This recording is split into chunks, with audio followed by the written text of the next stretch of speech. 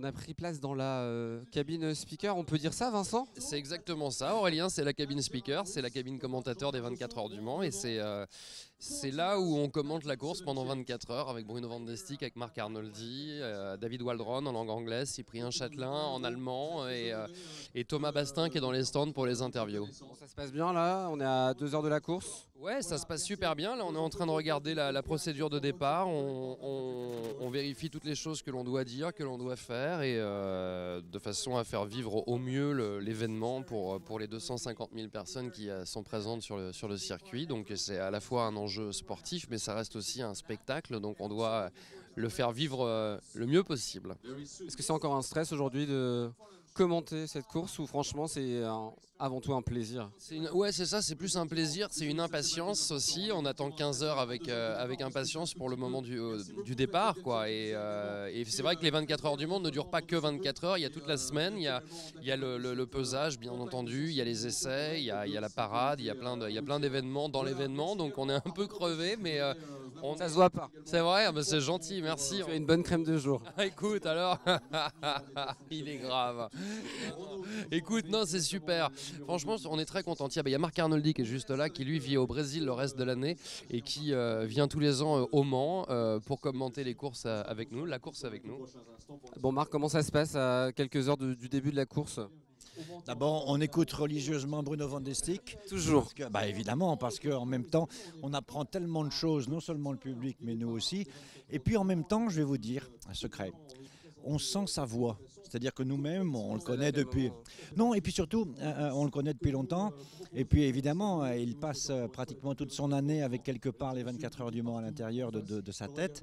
Et comme les pilotes, comme les chefs d'équipe, il est aussi très sensible à ce qui peut se passer, aux gens qui sont là. C'est vrai qu'il y a peut-être un peu moins de monde dans les tribunes. Vous allez dire, il n'y a pas grand monde cette année. C'est pas ça. C'est que les gens, je vais vous dire où ils sont à cette heure-ci. Ils sont en train de regarder l'équipe de France à la télévision avec le match d'Australie. Mais en fait, quand je vous disais qu'on sent sa voix, c'est qu'on essaye de voir s'il est dans de bonnes conditions. Vous savez, nous, on est les numéro 2, numéro 3, numéro 4. Donc si lui, il va bien, nous, on va bien aussi. Et est-ce qu'on a le droit de prendre des petites pauses de temps en temps pendant ces 24 heures? Nous, on a droit, lui, il n'a pas droit, mais nous, on a droit.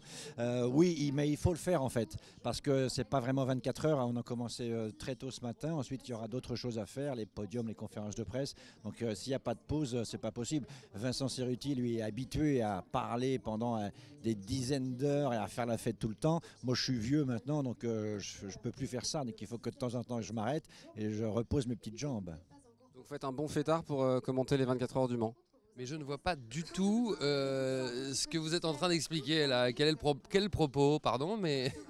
Est-ce que tu dors pendant ces 24 heures? Ah, moi je dors, oui, parce que sinon je fonctionne pas à 100%, donc je dors un peu, ouais, je dors un peu. Alors Marc ne dort pas, il est sous perfusion de café, c'est assez incroyable. Et puis tiens, profitez-en, rencontrez David Waldron qui est le commentateur en langue anglaise et qui fête cette année ses 30 ans de présence au Mans, et j'imagine qu'il a beaucoup de choses à vous raconter, David. Ravi de vous rencontrer. Moi aussi. C'est quoi le souvenir que vous gardez en 30 ans de 24 heures du Mans? Si je vous en demandais un, c'est un peu...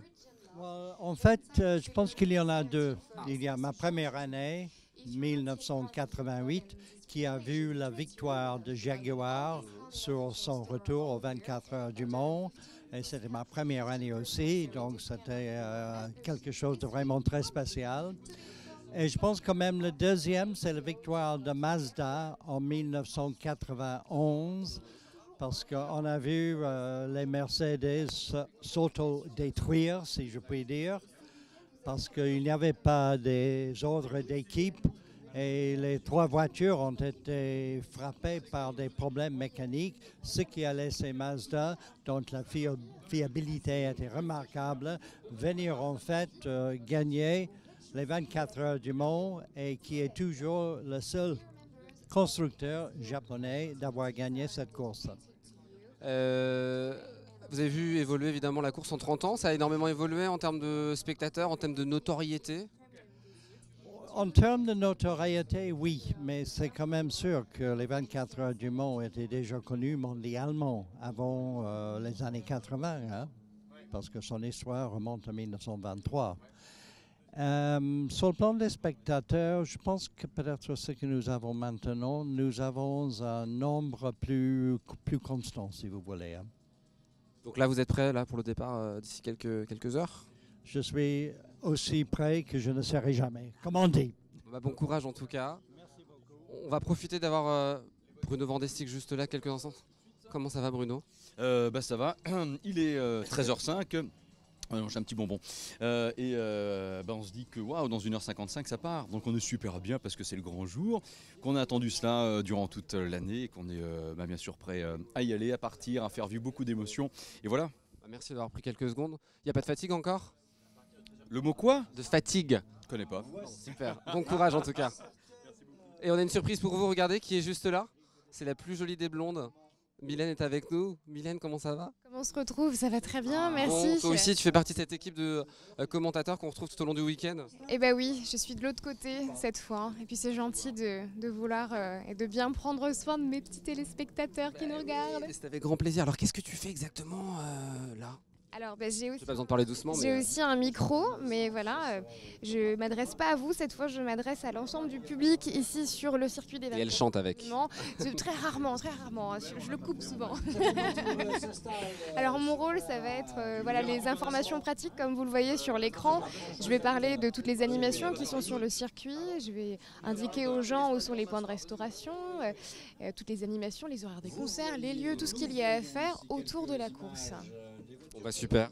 Toute la vie du... Depuis quelle heure et tu seras là jusqu'à la fin de la course, j'imagine? Oui. Alors moi je dors quand même, hein. Je commande pas la course, donc j'ai la possibilité de rentrer à la maison pour dormir un petit peu. Je quitte généralement le circuit vers 1h, 1h30, voire 2h du matin. Et je reviens à 8h le lendemain. Donc la nuit est un petit peu plus courte, mais ça en vaut la peine. Il y a toujours du spectacle. Et puis Le Mans la nuit, c'est particulièrement magique avec toutes les lumières qui s'en dégagent. On va te laisser évidemment en profiter et puis nous on va continuer parce que tu sais l'infiltré du dimanche on s'infiltre un petit peu partout. Il me semble que c'est ça le principe de l'émission. On continue? Merci beaucoup d'être venu nous voir. Avec grand plaisir Mylène. Et puis j'aurai le plaisir de vous retrouver très bientôt, pas la semaine prochaine, hein, ni celle d'après, mais celle d'après. Allez on continue, nous c'est parti. Et on continue sur la piste des 24 heures avec Marie-Annick, bonjour. Bonjour monsieur. Alors, vous êtes, c'est quoi votre rôle précis? Le commissaire de piste, c'est-à-dire qu'on est là pour, on est un petit peu les yeux, les oreilles et les bras du directeur de course. On est là pour voir aussi s'il n'y a pas des éléments qui malheureusement s'échapperaient d'une voiture et le signaler au PC course. Et ensuite avertir les pilotes avec les panneaux et le drapeau noir à fond, avec le rond orange. Après c'est quoi votre rôle après le départ de la course? La surveillance en permanence et la relation avec la direction de course s'il y a quelque chose. Vous venez d'où? Vous faites quoi dans la vie? Moi je suis retraité, je vais avoir 68 ans, hein, je ne le cache pas. Et je viens des Côtes-d'Armor, près de Saint-Brieuc. D'accord. Vous avez fait le déplacement jusqu'ici pour participer à la course. Vous avez une formation particulière? Oui, on fait une formation, donc une préformation de commissaire de course. Et avec l'étude de toutes les questions fondamentales, les couleurs des drapeaux, les règlements, que ce soit règlement piste, terre, route ou slalom, ou course de côte, on a toute la formation. Et ensuite, on passe des examens. Donc maintenant, c'est le premier examen, c'est l'examen C, commissaire national. Et ensuite, au bout de 2 ans, pour ceux qui ne l'ont pas obtenu la première fois, c'est le commissaire, l'examen commissaire B. Donc, là, vous avez un drapeau dans les mains, c'est quoi comme drapeau? Vous pouvez nous montrer? C'est le drapeau orange, il n'y a pas de souci. On va ouvrir le drapeau. Et donc c'est quoi le drapeau orange? Le drapeau, c'est même pas orange, c'est jaune, tu regardes bien. C'est vrai que c'est jaune. Donc ce drapeau est fait pour signaler aux pilotes qu'il y a un obstacle sur la piste, donc il faut s'attendre pour eux à changer de direction éventuellement. Et c'est signal en gros un danger qui peut... voilà. Bah super, on vous laisse, vous restez là jusqu'au début de la course? Oui, donc nous on est en poste que 15h15, après on se relaie toutes les 2-3 heures, voire 4 heures, dépend. On est 3 équipes au total, 40 et quelques commissaires au niveau de la ligne de départ. Je suis avec Robert. Bonjour Robert. Bonjour. Vous êtes commissaire technique? Tout à fait, oui, depuis 20 ans. Donc voilà, on est à 1 heure du départ. Qu'est-ce qui se passe là pour vous précisément? Eh bien, on essaie de profiter de tout le truc, là, puis voilà. Alors vous êtes bien appareillé là, qu'est-ce que vous avez, le casque? Est-ce qu'il y a des gens qui vous parlent dedans? Oui, oui. On vous dit quoi? Parce qu'après, on va se trouver dans les stands et on a des informations à donner, donc voilà. Alors vous avez pas trop chaud parce que moi je suis en petite chemise ouverte, je suis bien, mais alors vous, vous devez avoir sacrément chaud. Hein. Oui, bah oui. Sous-vêtements et compagnie. On ne veut pas savoir, c'est un peu indiscret. Du coup, votre rôle, c'est quoi après, quand la course démarre à 15h après? Eh bien, à chacun notre tour, on va dans les stands et on intervient quand il faut intervenir, quoi. Toujours en connexion avec votre casque. Je vous laisse profiter, évidemment. Merci. À bientôt. À bientôt, oui. On est avec Arnaud Ducré sur les 24 heures du Mans. Comment ça va, Arnaud? Ah, ça va super bien. Et encore mieux quand je suis ici en fait. Est-ce que c'est une première? Non, troisième. Et en plus là aujourd'hui c'est particulier sur cette course parce que je suis ambassadeur du mondial de l'auto. Donc voilà, on mélange les 24 heures, le mondial, logique et j'en suis très fier. C'est quoi le programme de la journée d'Arnaud Ducré? Là on est à quelques minutes du début de la course et après? Je vais regarder et ce soir je regarde, je vais écouter tourner les moteurs et puis voilà, je vais me faire plaisir et faire ce que j'aime, regarder. J'aimerais bien conduire, mais bon là... Un jour peut-être? Un jour peut-être. Déjà j'ai fait un tour de BM là, ouais ça envoie, ça c'était génial. 300 en fin de ligne droite, freinage, c'était super. C'est une putain de piste alors. Oui, c'est clair.